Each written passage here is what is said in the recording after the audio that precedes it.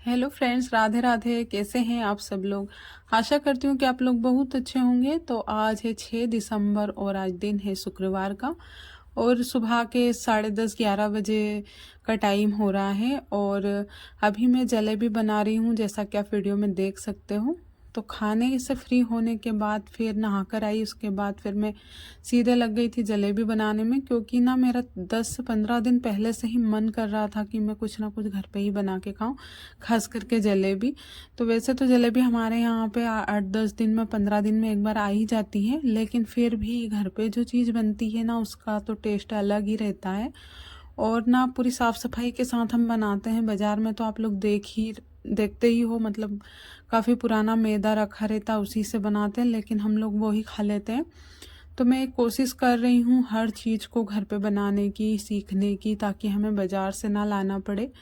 तो बहुत सारी चीज़ें हैं जो तो बाज़ार की ही मतलब लानी पड़ती है, क्योंकि सब लोग घर पे भी बोलते हैं कि जितना मतलब खाते नहीं उससे ज़्यादा वेस्ट हो जाता है, लेकिन ऐसा नहीं है। अगर हम लोग बिल्कुल अच्छे से बिल्कुल नाप तोल कर बनाते हैं तो बिल्कुल भी ख़राब नहीं होता है कुछ भी। तो मैंने रात को दही के साथ में मैदा गला कर रख दिया था जलेबी बनाने के लिए। तो जैसे सुबह बनानी रहती है तो शाम को गला कर रख देते हैं, तो एकदम परफेक्ट जलेबी बनती है। तो ये मैं ना फर्स्ट टाइम ही बना रही हूँ। मैंने इससे पहले कभी जलेबी बनाई नहीं थी और बहुत डर डर के मैं बना रही हूँ, क्योंकि ना मुझे लग रहा था कि शायद मुझसे बन नहीं पाएगी, क्योंकि ना बहुत ही डिफ़िकल्ट रहती है, मैंने ऐसा सुना है। लेकिन मुझे तो बनाने में बहुत मज़ा आ रहा था। और वैसे तो मैंने मैदा थोड़ा सा ही गलाया था कि अगर ना भी बने तो इससे कुछ दूसरी रेसिपी में बना के तैयार कर लूँगी। लेकिन एकदम परफेक्ट बन रही थी। तो ज़रा सी मैंने चाशनी बनाई थी, कम ही बनाई थी, तो उसमें मैं एक एक दो दो करके डाल के देख रही थी, लेकिन एकदम परफेक्ट जलेबी बन रही थी। सारी जलेबियों में इतने अच्छे तरीके से रस जा रहा था और एकदम जूसी जूसी जलेबी बन रही थी। तो यहाँ पर ना मेरे पास जो तवा कढ़ाई रहती है वो नहीं थी, तो मैं ये जो पूड़ी तलने की कढ़ाई है वो ही मैं यूज़ कर रही हूँ।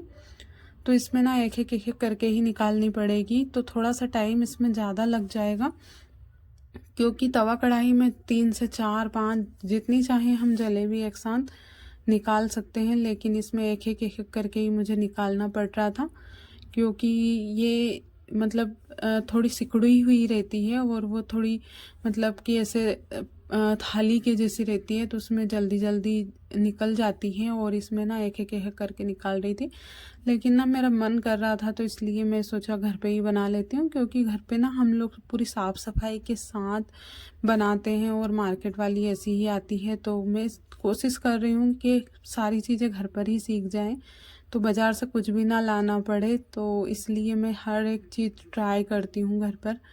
तो ना पूरा बिखेरा तो हो जाता है, बर्तन भी बहुत सारे हो जाते हैं।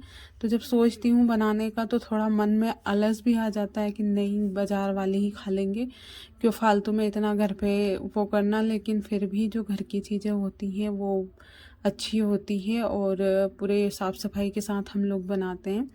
तो ना मैंने जो बैटर तैयार किया था वो दही के साथ में किया था, इसमें कुछ भी चीज़ें मैंने डाली नहीं थी। फिर मैंने इसमें बनाते समय थोड़ा सा मीठा सोडा डाला था, जिससे कि जलेबी एकदम क्रिस्पी जैसी हम लोग खाना पसंद करें वैसी हो। तो देखिए जलेबी बिल्कुल बनकर तैयार हो गई थी, सब लोगों ने खा लिया था। उसके बाद मेरे लिए मैंने इतनी बचाई थी, तो एकदम अच्छे से शेप भी बहुत अच्छे से आ गई थी।